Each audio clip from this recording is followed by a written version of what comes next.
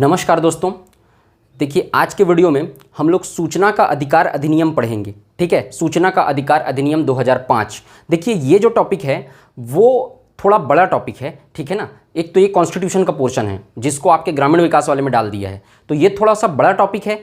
और तो इसलिए आज का जो वीडियो है वो फर्स्ट पार्ट है इसका। इसके बाद 1 से 2 वीडियो इसका और आएगा। मैं कोशिश करूंगा अगले वीडियो में इसको खत्म कर दूं। अगर नहीं हो पाएगा तो फिर इसका थर्ड पार्ट भी आएगा। तो इस तरीके से हम लोग इसको धीरे धीरे करके अच्छे से कवर करेंगे ताकि आप लोग का कोई भी क्वेश्चन जो है वो पेपर में न छूटे। और दूसरा चीज, आपको सूचना का अधिकार पूरी तरीके से अच्छे से समझ में आए। इसको समझ के करिए, रटेंगे तो टेम्परेरी आप कुछ क्वेश्चन सॉल्व कर सकते हैं, एमसीक्यू वगैरह, लेकिन आपको जब थोड़ा सा घुमाएगा अगर तो दिक्कत हो जाएगा इसमें। ठीक है ना।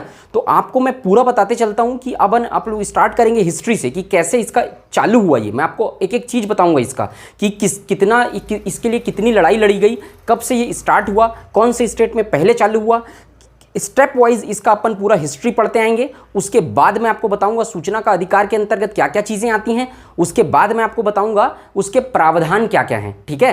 तो आज के पार्ट में एक तरीके से इंट्रोडक्शन वाला पार्ट कवर करेंगे, लेकिन आज के वीडियो से भी आपके एग्जाम में क्वेश्चन आया हुआ है। ठीक, तो आप लोग उसको ध्यान से पढ़िए और नोट करते हुए चलिए। अब कुछ कमेंट्स आ रहे थे कि सर नोट्स प्रोवाइड कराइए करके। तो देखिए, मैं चाह रहा हूँ कि नोट्स जो है वो आप लोग खुद प्रिपेयर करें। थोड़ा मेहनत आप लोग को करना पड़ेगा, लेकिन आप देखेंगे कि लंबे समय के लिए आपको बहुत ज़्यादा उससे बेनिफिट मिलने वाला है। देखिए, मैं जो नोट्स बनाया हूँ वो अपने हिसाब से बनाया हूँ। अपना नोट सबसे बेस्ट होता है। अपने हाथ से बनाया हुआ नोट से अच्छा कुछ भी नहीं होता है। तो मैं अपने तरीके से कंपैटिबिलिटी के हिसाब से, अपने कंफर्टेबल के हिसाब से उसको नोट्स बनाया हूँ। कुछ चीज़ें मैंने शॉर्ट में भी लिखी हैं, उसको मैं आपको एक्सप्लेन करता हूँ। मैं अगर आपको नोट्स प्रोवाइड कराऊंगा तो आपको नोट्स में ही डाउट आएगा कि भाई ये लिखे हैं आप। तो मैं अपने हिसाब से नोट्स बनाया हूँ, सबका नोट्स अपना अलग तरीके से होता है। तो आप लोग, मैं बोर्ड पे इसीलिए तो हर चीज़ों को लिख रहा हूँ ना, ताकि आप अच्छे से आप उसको कॉपी में नोट कर सकें। अगर आपको मैं चीज़ें नोट भी करवाता हूँ कोई चीज़, तो पूरा चीज़ों को वर्ड टू वर्ड बोलता हूँ, उसको आप अच्छे से नोट करिए। आप लोग को बहुत फ़ायदा होगा उससे। पहली चीज़ तो आप नोट करेंगे तो याद हो जाएगा। दूसरा बार आपको रिवाइज़ करेंगे तो खुद का नोट्स रिवाइज़ करने में ज़्यादा अच्छे तरीके से याद करता है, याद रहता है in comparison to other notes. तो इस चीज़ को ध्यान में रखते चलिए, ये आप लोग के लिए बहुत बेनिफिट होगा और आप लोग को इतना मेहनत करना पड़ेगा अगर आपको एग्ज़ाम क्रैक करना है तो। ठीक है, तो उसको कोऑपरेट करते चलिए। आज थोड़ा सा आपको डिफरेंट लग रहा होगा पहले से वीडियो। एक्चुअली में लाइट्स ऑफ है हमारे यहाँ इधर साइड पे, तो जो भी लाइट्स आ रहे हैं वो विंडो से आ रहे हैं, तो यहाँ पे आपको थोड़ा सा परछाई दिख रहा होगा, लेकिन कोशिश करिए कोऑपरेट करने का। अगर मैं लाइट का वेट करता तो आपका वीडियो जो है वो लेट हो जाता। ठीक है ना, इसलिए मैं आपको शूट कर रहा हूँ यहाँ पे, तो आप लोग थोड़ा सा कोऑपरेट करके चलिएगा, सॉरी उसके लिए। ठीक है, तो आज से हम लोग सूचना का अधिकार अधिनियम स्टार्ट करते हैं। देखिए, सूचना का अधिकार अधिनियम, देखिए मैं आपको पहले भी ये बात बोला था कि कुछ चीज़ें ऐसी है जो आपको जानने के लिए पढ़ना है। आपके अंदर क्यूरियोसिटी जिंदा रहना चाहिए, चीज़ों को जानने का, नई चीज़ों को समझने का। ये सूचना का अधिकार अधिनियम न केवल आपके एग्जाम पॉइंट ऑफ व्यू से इंपॉर्टेंट है। ठीक है, चाहे आप कोई भी एग्जाम दे रहे हैं, एडीओ तो है ही, कॉन्स्टिट्यूशन में भी ये चीज़ें आती हैं इससे रिलेटेड। ठीक है, तो न केवल ये आपके एडीओ के एग्जाम पॉइंट ऑफ व्यू से इंपॉर्टेंट है, आपके लाइफ में भी ये आपका काम आने वाला है। जब आपको किसी भी जिंदगी के कोई भी मुकाम पे जब आपको सिस्टम से लड़ाई लड़नी होगी, तब ये आपके काम आने वाला है। ठीक है, जब भी आपको सिस्टम से लड़ना होगा, जब भी आपको अपने अधिकार के लिए लड़ना है जीवन में कभी, तो आपको सूचना का अधिकार, राइट टू इंफॉर्मेशन काम आएगा। ठीक है, तो ये चीज़ आप लोगों को अच्छे से पढ़ना है, समझ के पढ़ना है। ठीक, सिर्फ ये नहीं पढ़ना है कि पेपर निकालने के लिए पढ़ना है, वो तो निकलेगा ही, वो तो पेपर में तो इसमें क्वेश्चन अटेम्प्ट हो ही जाएगा, मैं जो बताऊंगा उसमें से। जानने के लिए भी पढ़ना है। ठीक, तो सबसे पहले अपन थोड़ा सा इंट्रोडक्शन देख लेते हैं। मैं आपको बता देता हूं कि सूचना का अधिकार क्या चीज़ है, एक ड्राफ्ट बता देता हूं। ठीक, सूचना का अधिकार, इसका मतलब जानने का अधिकार, सीधा मतलब है इसका जानने का अधिकार। किस चीज़ को जानने का अधिकार? तो जब गवर्नमेंट जो है, देखिए सरकार, गवर्नमेंट की जो डिपार्टमेंट्स हैं वो बहुत सारी जानकारी ऐसे होते हैं जिनको पब्लिक नहीं करती थी पहले, सूचना का अधिकार अधिनियम आने के पहले। ठीक है, जैसे कि आप लोग को एक एग्जांपल देता हूं, जैसे कि पीएससी का भी विवाद हुआ था 1-2 साल पहले। आप लोगों ने देखा होगा कि एक स्टूडेंट ने कहा था कि मेरे जो पीछे वाला स्टूडेंट है वो बैठा नहीं था, वो एब्सेंट था, लेकिन मेंस में उसका रिजल्ट निकला है। तो वो पीछे अगर एब्सेंट था तो वो उसका रिजल्ट कैसे आया? तो इस बात पे विवाद हुआ था। ठीक है ना, तो इस बात पे होता ये कि अगर कहीं पीएससी वीडियो रिकॉर्डिंग करवाई होती उसका, तो इसका चेक करने का एक ही तरीका था, वीडियो रिकॉर्डिंग पीएससी करवाती नहीं थी।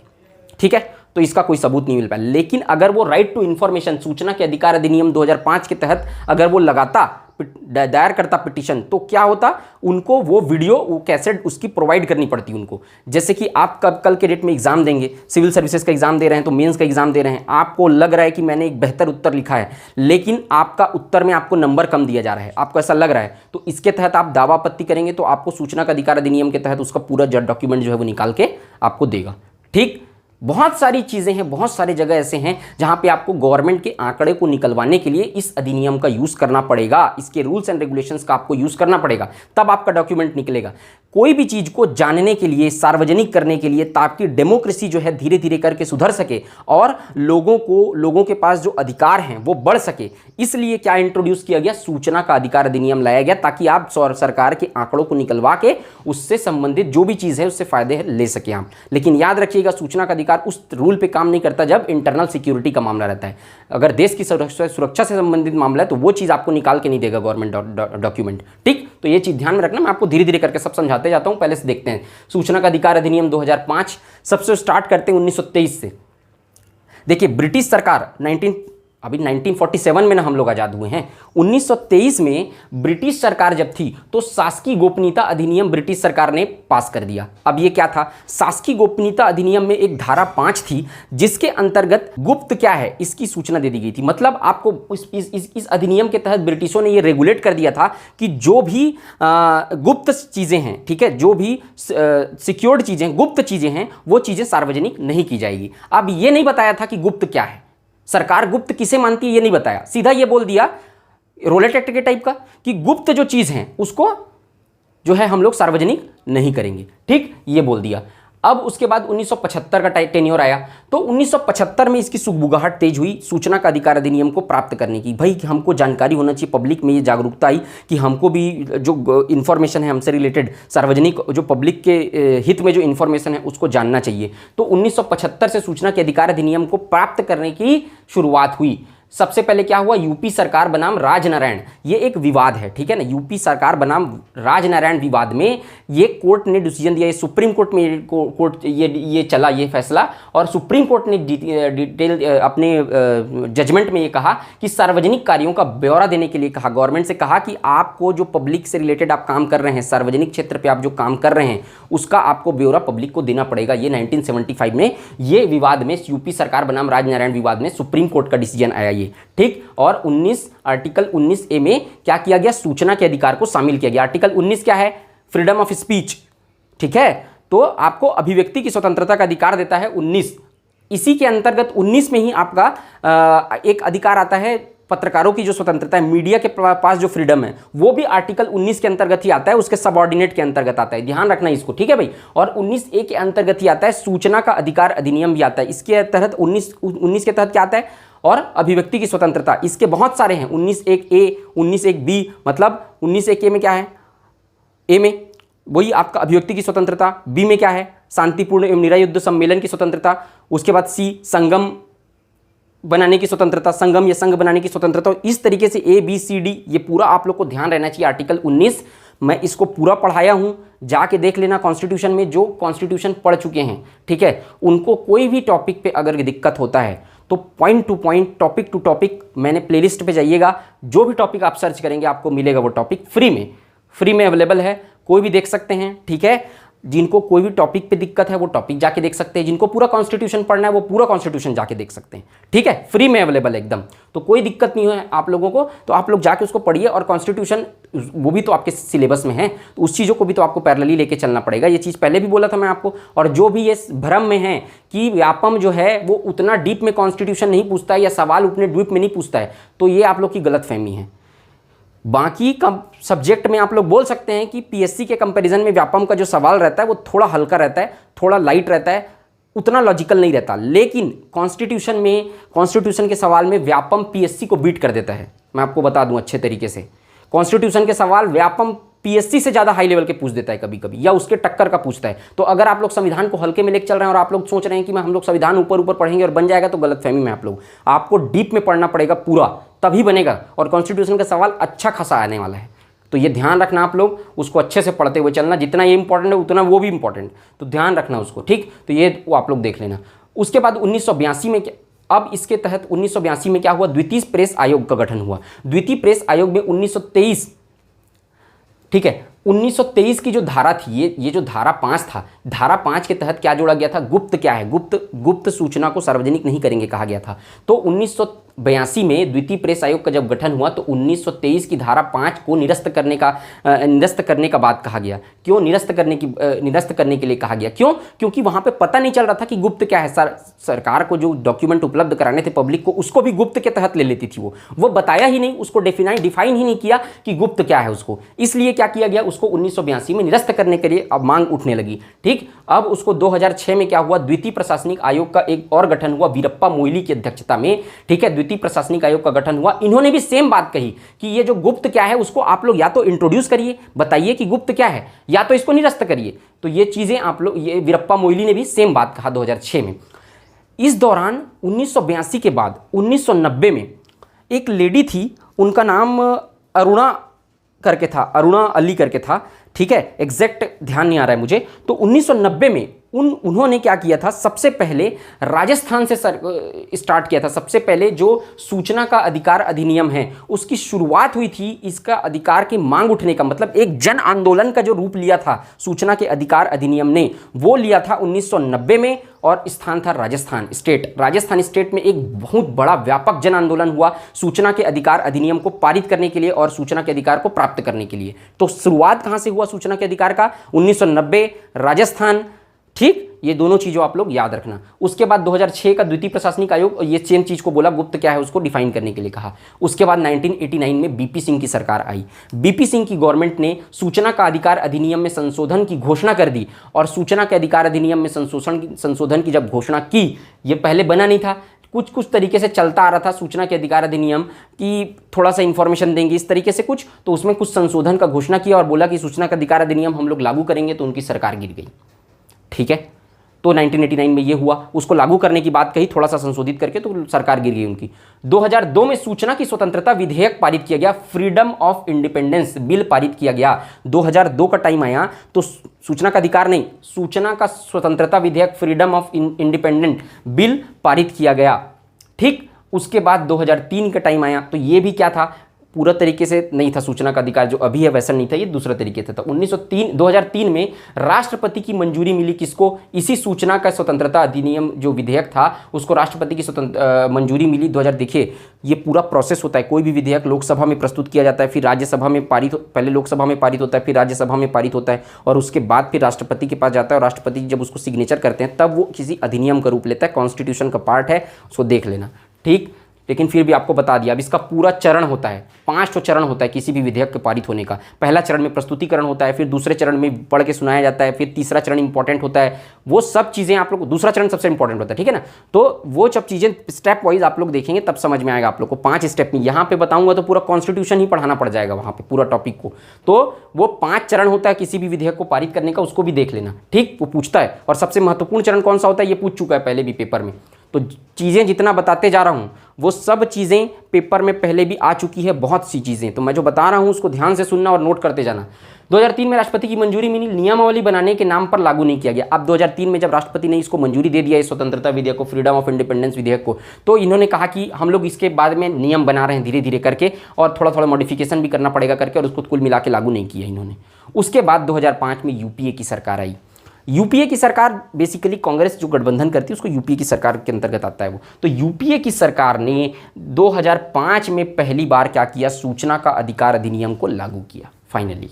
ठीक, जो आपके समक्ष अभी वर्तमान में जो स्थिति उपलब्ध है उसको 2005 में यूपीए की सरकार ने लागू किया था। अब ये डेट याद रखना आप लोग की अधिनियमित कब हुआ था, मतलब उस पर पारित कब हुआ था। तो 15 जून 2005 को वो पारित हुआ था, और लागू होने का दिनांक था 12 अक्टूबर 2005। 15 जून 2005, 12 अक्टूबर 2005।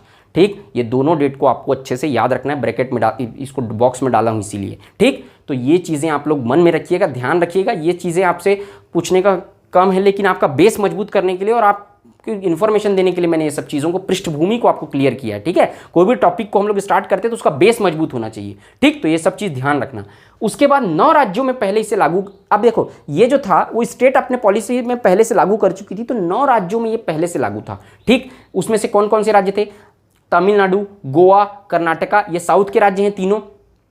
मैं जैसे याद करवाते जा रहा हूँ वैसे याद कर लेना। तमिलनाडु, गोवा, कर्नाटक साउथ के राज्य, ये मिडिल इंडिया के राज्य थे, मध्य प्रदेश, राजस्थान और महाराष्ट्र।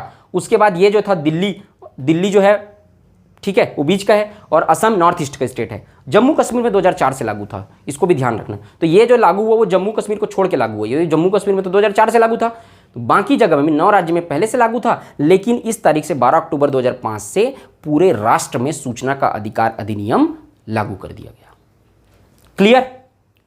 समझ में आ गया? पृष्ठभूमि, हिस्ट्री समझ में आया पूरा?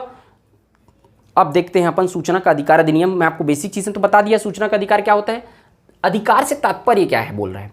मतलब सूचना के अधिकार अधिनियम के तहत मैंने आपको क्या बताया, आप गवर्नमेंट से इंफॉर्मेशन निकलवा सकते हो, लेकिन क्या क्या इंफॉर्मेशन निकलवा सकते हो आप, तो वो चीजें उसमें बताया है सूचना से अधिकार से तात्पर्य। ठीक है, तो ध्यान रखना इसको। अब क्या क्या, अच्छा इसको अच्छे से याद करके रखना भाई, लिखो और इसको नोट करके रखना। अब इसमें से पूछ देगा, निम्न में से सूचना के अधिकार का तात्पर्य कौन सा नहीं है, ये पूछ सकता है। तो रिकॉर्ड, दस्तावेज, ज्ञापन, ईमेल, विचार, सलाह, प्रेस विज्ञप्तियां, ठीक है, ये सब भी, परिपत्र, कोई भी लेटर, डॉक्यूमेंटेशन, आदेश, गवर्नमेंट का कोई भी आदेश है वो भी निकलवा सकते हो, पुस्तिका, गवर्नमेंट की पुस्तिका है उसको भी निकलवा सकते हो, ठेके सहित, मतलब कॉन्ट्रैक्ट का जो डिटेल है, टेंडर भरते हैं बहुत से लोग, तो कॉन्ट्रैक्ट डिटेल जो है कि कौन, देखिए इसमें क्या होता है कि गवर्नमेंट क्या करती है, कई बार भ्रष्टाचार कैसे होता है कि प्राइवेट कॉन्ट्रैक्टर रहते हैं वो लोग, जैसे कि मान लो जाए निकला कि संसद भवन को डिज़ाइन करना है, संसद भवन का कॉन्ट्रैक्ट निकला, संसद भवन को डिज़ाइन करने के लिए जो कॉन्ट्रैक्ट निकला उसमें बहुत से लोग कम टेंडर भी भरे हैं, लेकिन क्या होता है कि जो पैसा ज़्यादा देता है, कई बार ऐसा होता है कि पैसा ज़्यादा देता है उसको टेंडर मिल जाता है। ठीक है ना, एग्जाम्पल दे रहा हूँ आपको, सेम उसी से रिलेटेड नहीं कर रहा हूँ, एग्जाम्पल दे रहा हूँ। तो बहुत सारी चीज़ों में ऐसा होता है, ब्रिज के लिए कोई कॉन्ट्रैक्टर कम पैसा भरा है, कम आपको वो पूरा बना के देना पड़ता है, एक ड्राफ्ट जो है वो आप कोटेशन डालते हैं, तो कोटेशन कम भी दिया उसको नहीं मिलता है, ज़्यादा कोटेशन दिया उसको भी मिल जाता है, भले वो क्वालिटी में कंप्रोमाइज़ करके कम क्वालिटी का ब्रिज बना देता है, 10 साल में गिर जाता है वो। तो इस तरीके की चीज़ें होती हैं, तो आप उस कोटेशन को, आप उस कॉन्ट्रैक्ट को निकलवा सकते हो गवर्नमेंट से। ठीक, ये चीज़ बताया, ठेका का मतलब वो होता है, उसको ध्यान रखना। कोई भी उपलब्ध सामग्री निजी निकायों से संबंधित, प्राइवेट सेक्टर से संबंधित भी कोई भी सामग्री है, ठीक है, उसको भी ध्यान रखना, वो भी निकलवा सकता है। तथा किसी लोक प्राधिकरण द्वारा, है ना, लोक प्राधिकरण द्वारा उस समय के प्रचलित कानून के अंतर्गत प्राप्त किया जा सकता है। तो है ना, ये सब चीज़ों को लोक प्राधिकरण द्वारा उस समय के प्रचलित कानून के अंतर्गत, अब वो समय प्रचलित कानून का मतलब क्या है, देखिए इसमें मॉडिफिकेशन होते रहता है। 2019 में संशोधन हुआ, मैं आपको बताऊंगा संशोधन को, ठीक है ना, इसके बाद जो प्रावधान बताऊंगा ना, प्रावधान के बाद आपको संशोधन बताऊंगा कि इसमें किस तरीके से संशोधन किया गया है। ये भी बात की मांग उठ रही है कि थोड़ा सा डेमोक्रेसी का हनन हुआ है इसमें, ठीक है, तो ये सब चीज़ें मैं आपको बताते चलूंगा। पहले इसको ध्यान से सुनो कि लोक प्राधिकरण उस समय जो प्रचलित है उसके हिसाब से आपको अब उसका पैसा लगता है, जो आप इन्फॉर्मेशन निकलवाओगे पर पेज 2 रुपये पैसा लगता है। तो इस तरीके से मैं आपको चीज़ें बताऊंगा वो सब, तो वो सब उस समय प्रचलित कानून के हिसाब से आप चीज़ों को निकलवा सकते हो, इतनी चीज़ों को। ठीक है, क्लियर? आगे बढ़ें। सूचना के अधिकार के अंतर्गत क्या क्या आता है?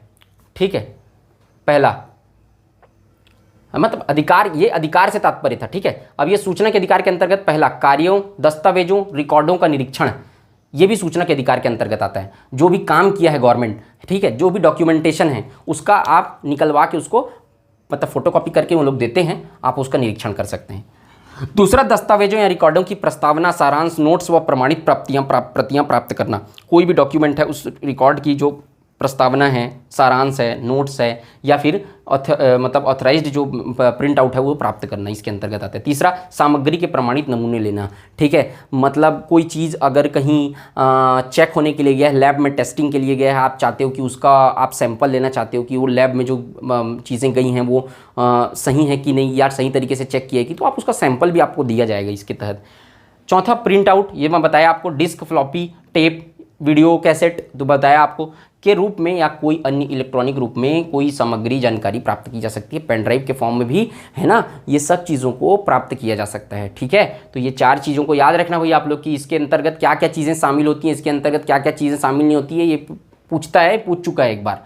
ठीक, तो ये ध्यान रखना। अब प्रमुख प्रावधान, प्रावधान जो है, अब इसका 12-14 पॉइंट है प्रावधान, बहुत लंबा प्रावधान है, बड़ा प्रावधान है, मैं सबको बताऊंगा आपको, चिंता मत करो आप लोग। लेकिन अभी मैं इस वीडियो में 2 प्रावधानों को शामिल कर रहा हूँ, ठीक है, उसके बाद धीरे धीरे करके जब अपन नेक्स्ट वीडियो में आएंगे तो इससे ज़्यादा बाकी के जो इसमें प्रावधान है वो सब चीज़ें मैं आपको बताऊंगा। पहला प्रावधान देखो, समस्त सरकारी विभाग, पब्लिक सेक्टर, किसी भी प्रकार की सरकारी सहायता से चल रही गैर सरकारी संस्थाएं जैसे निजी नहीं होनी चाहिए। देखो कोई भी government department, public sector PSU वगैरह सब, किसी भी प्रकार की सरकारी, जो सरकार जिसमें सहायता दे रही है, ठीक है, वो जैसे कुछ कुछ क्षेत्र में, शिक्षा के क्षेत्र में सरकार सहायता देती है, गवर्नमेंट फंडेड रहता है कुछ कुछ इंस्टीट्यूशन, वो सब इंस्टीट्यूशन और गैर सरकारी संस्थाएं, निजी संस्थाएं नहीं, प्राइवेट इसके अंतर्गत नहीं आता, ध्यान रखना इसको, थोड़ा सा लूप होल है यहाँ पे। प्राइवेट का डॉक्यूमेंट आप बोलोगे सूचना के अधिकार के अधिनियम के तहत निकालूंगा करके नहीं निकलेगा। कैसे निकलेगा बता रहा हूँ, ये ठीक है चल रही गैर सरकारी संस्थाएं निजी नहीं होनी चाहिए, लेकिन कानून के तहत प्राइवेट में आप कैसे निकलवा सकते हो। देखिए कानून के तहत अगर गवर्नमेंट ने प्राइवेट सेक्टर का कोई इन्फॉर्मेशन कलेक्ट किया है, ठीक है, जैसे कि कोई स्कूल का डॉक्यूमेंट आपको निकलवाना है, गवर्नमेंट ने उस स्कूल का डॉक्यूमेंट निकलवा के अपने पास रखा हुआ है, तो गवर्नमेंट से आप वो डॉक्यूमेंट मांग सकते हो सूचना के अधिकार अधिनियम के तहत। तो ये है, ठीक है, ये वही चीज़ लिखा हुआ है, आपको मैं जो बोल रहा हूँ उसको पूरा लिख लेना, यहाँ पे शॉर्ट में लिखा हूँ। कानून के तहत अगर कोई सरकारी विभाग, ठीक है, कोई जानकारी निजी संस्था से लिया हुआ है तो उस जानकारी को पब्लिक यानी आम आदमी सरकार से ले सकती है, ठीक है, लेकिन आप डायरेक्ट प्राइवेट सेक्टर पे जाके उसका इंफॉर्मेशन नहीं निकाल सकते आप। ये इसमें प्रावधान एक तो जोड़ा है।